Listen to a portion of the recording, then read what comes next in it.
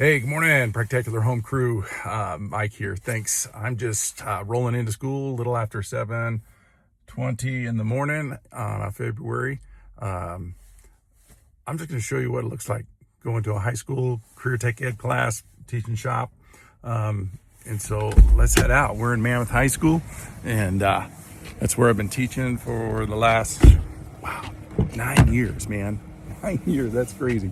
But, it's been a journey and lots to tell. And I was just watching a vlog this morning and just encouraging me to just pick up the phone and record. So here we go. Show you the beauty shot too, because this is part of going to school here for sure. There we go. You gotta stop recording and then flip. So there's Mammoth Mountain. We got a beautiful moon up in the side there. All is well.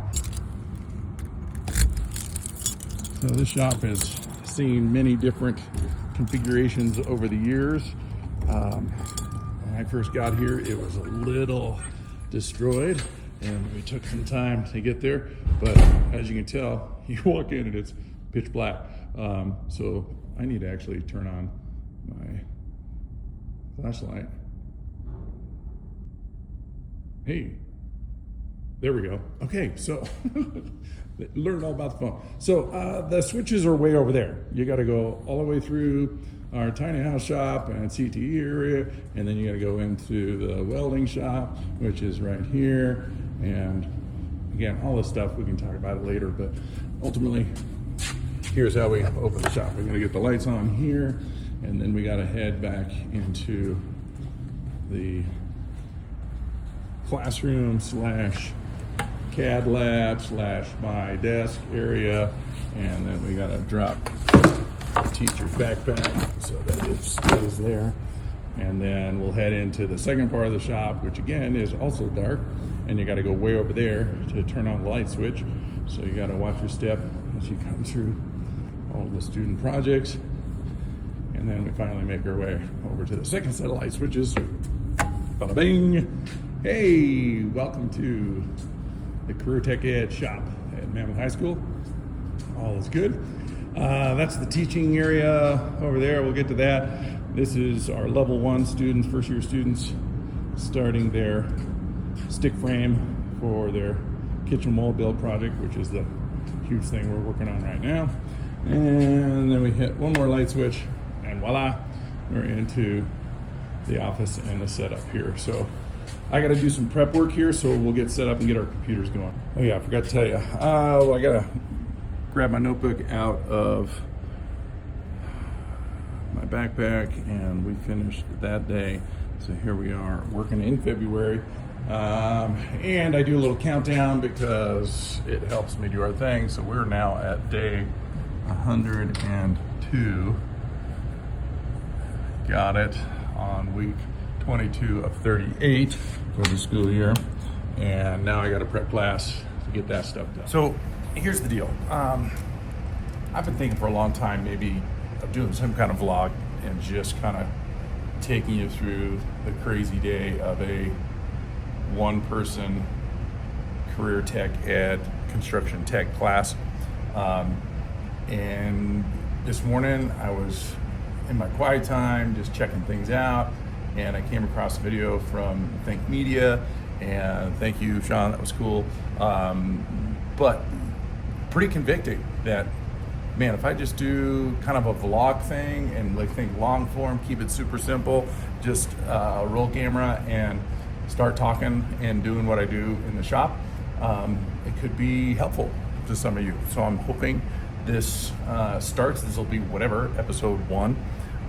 And I'm shooting it literally just with my camera, no special microphone. It's just coming out of the camera. I just said, I can't wait for gear. I just need to start. So this kind of gets it rolling, where I come in the morning, class starts at 8:05. And so I try to get here by 7:30, get 30 minutes of prep time in other words, get the slide deck ready to go, figure out what the fine tuning of the content's going to be, pull any tools and materials, and then students start showing up at around 8:05. So I am going to just kind of walk you through this step. I teach 2 different levels, 3 periods a day. Level 1 is first year students, again, ranging freshman to senior. It doesn't matter if they haven't taken the class, they got to do level 1. And so I set up one slide deck with level 1 information, and then I teach a level 2 class, period 3, and set up a second slide deck for them, trying to give them visuals to help learn and understand the complexities of what we're doing here as builders. And so we'll get these slide decks going. So I'm gonna just walk you up to the front of the shop real quick just to get you familiar, and then share with you what I think this vlog might look like on a daily basis. So I got my little selfie stick, so I'm just gonna grab it and go and see how it's going. So already I flipped the camera horizontally versus vertically, so I could have screwed this whole thing up, but we'll see how it goes. But ultimately, this is the main shop. This is our teaching area right here, and it creates a space for me to be able to get the students engaged in the content, and then we go out into the shop over there for level 1, and we start building and doing our thing. So I've got my phone on this little stand. I'm gonna see if I can raise it so I can talk to you. Hey, that's super good, and not have to look weird and bend over and do that whole thing. So here's my thought. I cannot show you student faces and interactions.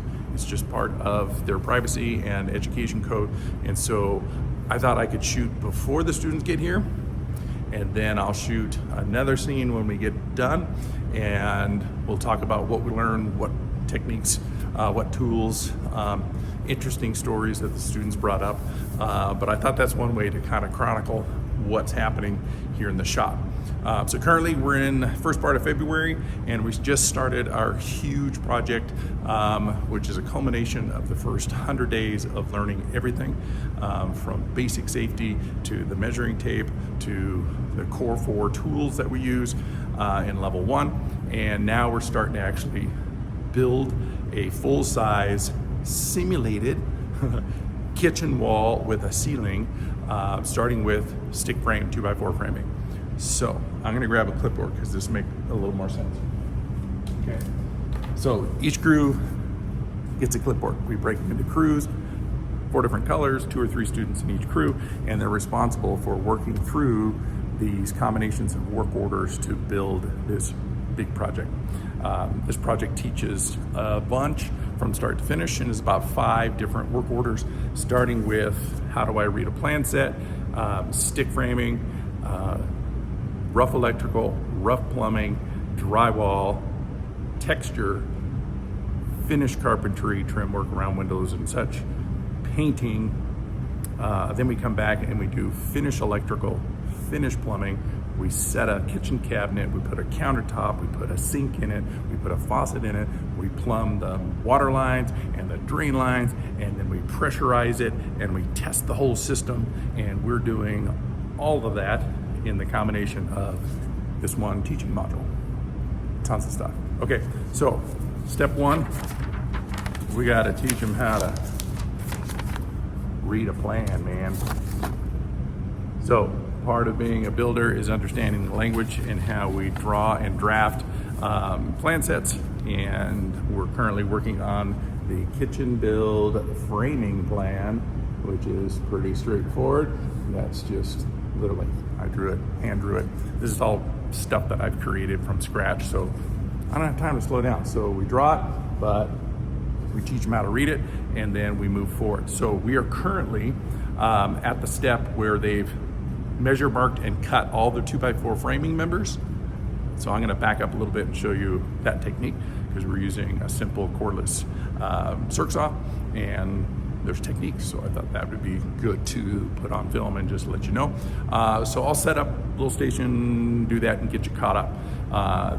Then we're teaching them how to use impact drivers and other power tools to drive screws and actually assemble the frame. So that's what you saw in the classroom on the floor when we started. And so we'll pick that up at the end of the day and kind of show you their progress as we go. All right, so let me set up a little cut station and show you how we're gonna do the actual circ saw work and cutting these 2x4s to the plan set. Okay, doke. All right, so we're gonna do a quick little speed lesson on how to cut 2x4s with our cordless circular saw. So just to be quick, if you want more details, just do a little comment down below and I can shoot you some more details. But all of our students had to learn this technique in order to cut their framing materials and get it to the stage that you're seeing behind me. So here's it, very quick. We need 3 quick clamps. We need our trusty speed square. We of course need our tape and pencil to measure and mark, but it's the basics. So here we go, let's get started. First of all, you're gonna have one piece of scrap 2x4 that's gonna be underneath the material that you're actually cutting. So this would be a sacrificial surface to cut through. You're gonna stack that on top, and then let's say for instance, we needed 3 1/2 inches of material cut. So I'm measuring from my right-hand side of the board.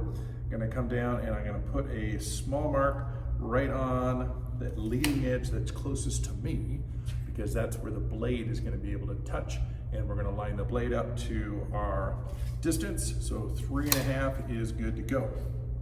For safety purposes, we're gonna add 2 clamps down to the end of the board. That's gonna hold this all together. So in my case, I gotta go a little bit close here as I'm getting ready to put my speed square onto the top material here and use it as a guide for the edge of the circular saw. That's how we cut straight. It's kind of fun. So what we're gonna do is we take our circ saw. I've set the depth to the appropriate. Actually, I'm gonna double check that because our material is 1.5 inches thick.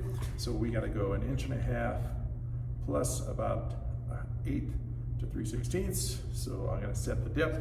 We're good to go. I bring the saw up and I'm looking right down here on the blade, and where my blade touches my mark, that's where I want to hold the speed square with my left hand. Do not move.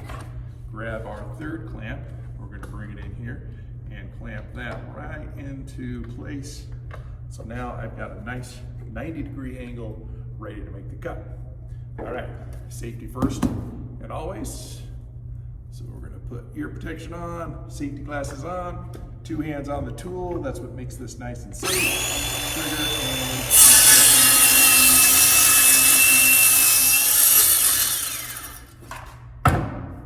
awesome sauce.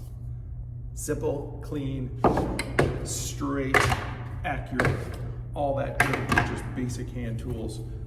We have a square edge there. We've got a piece that is 3 1/2 inches long.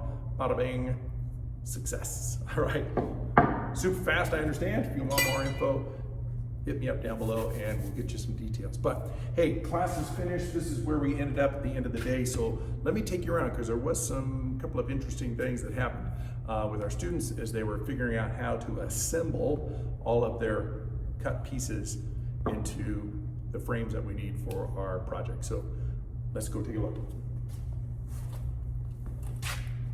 We had some layout problems. In other words, when you measure and mark and tell us where each of the members of the wall are going to be, if you don't hit your layout, then all the geometry of all the other pieces that we've cut don't work. Geometry meaning if the piece said 14 1/4 inches and then you try to put it in the frame and it doesn't fit, the geometry is off, something's wrong. So we had to troubleshoot.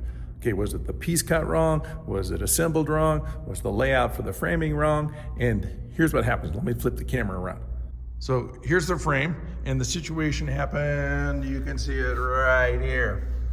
You're seeing pencil mark. That was layout number 1, and they were off of layout by that far. So when they went to put this blocking piece in, which happens to be for our window frame, they're saying, Mr. V, what's the deal, man? My pieces are wrong, something's wrong. It's too small, it's too big, we cut something wrong. And so through the process of a few questions, they were able to determine, oh, wait, we actually laid out the base plate, the bottom plate, incorrectly. It's supposed to be 16 inches on center, so 16 from there to there. 16 from there to there, 16 from there to there. And so that meant the piece that they cut right there was not gonna fit the puzzle. So long story short, we've got to be able to measure, mark, cut to the plan, but then if we make a small error, we gotta do some troubleshooting and problem solving and critical thinking to get all that straightened out.